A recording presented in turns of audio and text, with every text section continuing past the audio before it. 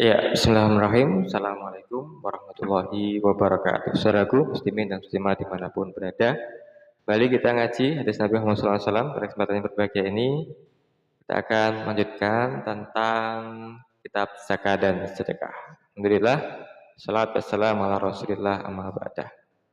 Sebagai latar belakang, sebelum saya bacakan hadis Nabi Muhammad SAW berikut ini, yakni tentang standar kemiskinan antara Bank Dunia dan standar kemiskinan versi Rasulullah Muhammad SAW. Baik, mari kita simak baik-baik. Bahasanya standar kemiskinan menurut Bank Dunia, kemiskinan ekstrim ataupun negara berkembang ini berbeda.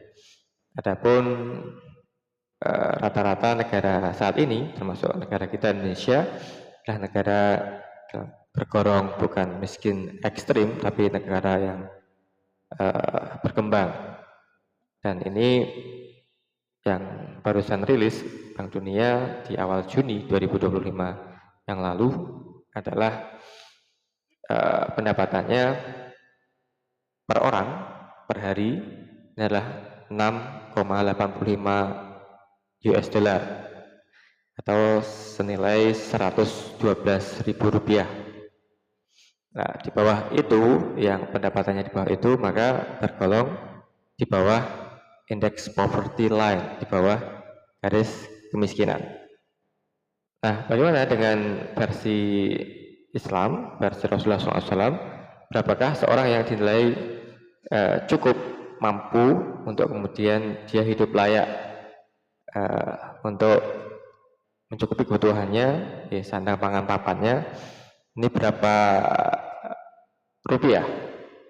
Nah, baik, mari kita simak hadis berikut ini. Bismillahirrahmanirrahim. Akhbarana Ahmad ibnu Sulaiman qala hadatsana Yahya bin Adam qala hadatsana Sufyan As-Sauri an Hakim ibnu Jubair an Muhammad ibnu Abdurrahman ibnu Yazid an abihi an Abdullah ibnu Mas'ud qala Rasulullah sallallahu alaihi wasallam man sa'ala walahu ma yughni ja'at khumusan au kuduhan fi wajhi yaumal qiyamati ila ya Rasulullah wa madza yughni au madza aghnah qala khamsuna dirhaman au hisabuha minaz zahabi qala Yahya qala Sufyan wa sami'tu Zubaidan yuhaddisu an Muhammad ibnu Abdurrahman ibnu Yazid.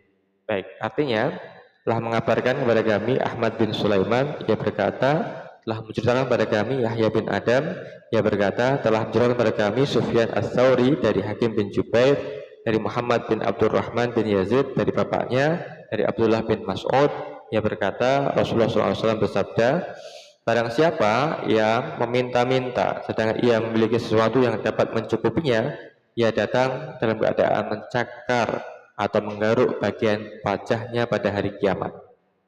Dia ditanya, wahai Rasulullah SAW,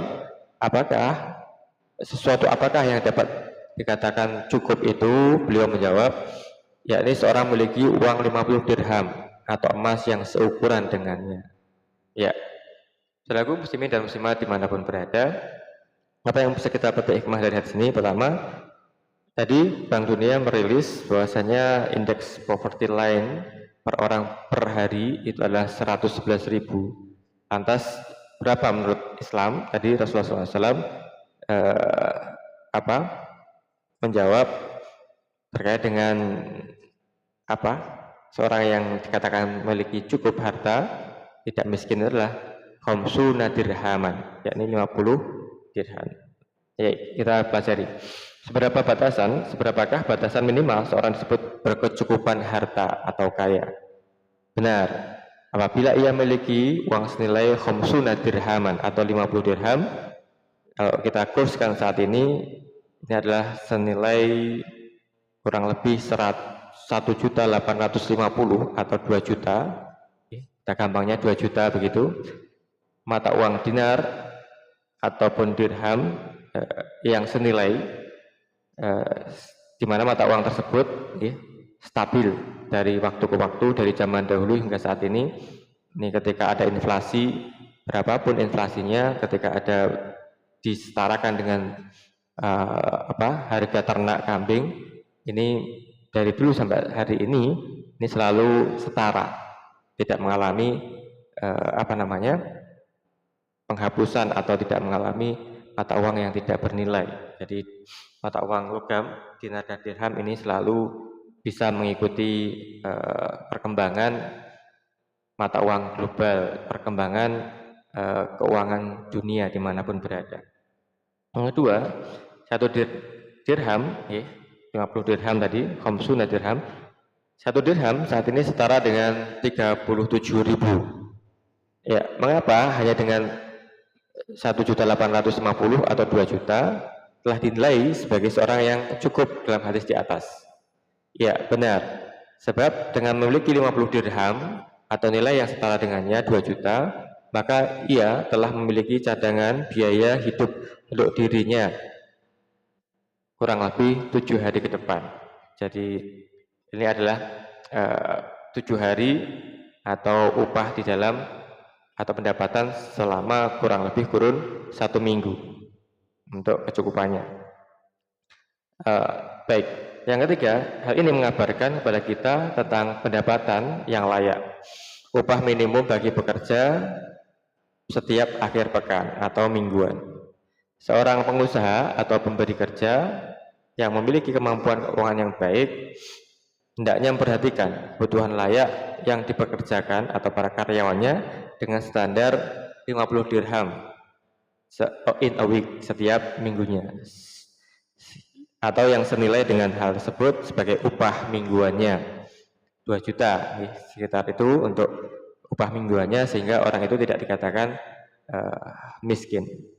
Nah, inilah indahnya agama Islam, saudaraku muslimin dan muslimat dimanapun berada, yang biasa mengajarkan tentang standar minimal penggajian para pekerja dalam setiap minggunya, atau setidaknya pendapatan minimal bagi para pengusaha dimanapun berada, yakni khamsuna dirhaman. Kalau sudah mencapai itu, maka dikatakan cukup untuk tidak meminta-minta. Ya, inilah saudaraku muslimin dan muslimat yang berbahagia, perbedaan standar antara Bank Dunia dan juga Rasulullah SAW terkait dengan kemiskinan. Ketika seorang memiliki 50 dirham in a week setiap minggunya, ini tidaklah dikatakan sebagai seorang miskin, atau senilai uang 2 juta pendapatannya atau upahnya nilai itu 50 dirham, maka dia adalah orang yang berkecukupan, tidak boleh meminta-minta. Adapun menurut Bank Dunia, orang miskin itu adalah ketika pendapatannya sehari kurang dari 112.000 rupiah per hari. Kalau seminggu berarti sekitar 790.000. Itu dikatakan tidak miskin kalau sudah mencukupi pendapatan mingguannya adalah sekitar 800.000. Ya, jadi standar Islam lebih tinggi daripada standar Bank Dunia dalam hal ini. Baik, semoga Allah Subhanahu Wa Taala nantiasa memberikan hidayah kepada kita, keluarga kita, orang kita, muslimin semuanya, untuk dapat memahami makna cukup, makna kaya yang disampaikan oleh Rasulullah SAW sebagai upaya kita untuk menjemput rezeki yang halal dari sisi Allah Subhanahu Wa Taala. Semoga Allah memudahkan ikhtiar kita, mengabulkan doa-doa kita untuk dapat mencukupi kebutuhan apapun pekerjaan kita, profesi kita dimanapun berada, semoga dimudahkan oleh Allah Subhanahu Wa Taala. Amin ya rabbal alamin. Terima kasih. Assalamualaikum warahmatullahi wabarakatuh.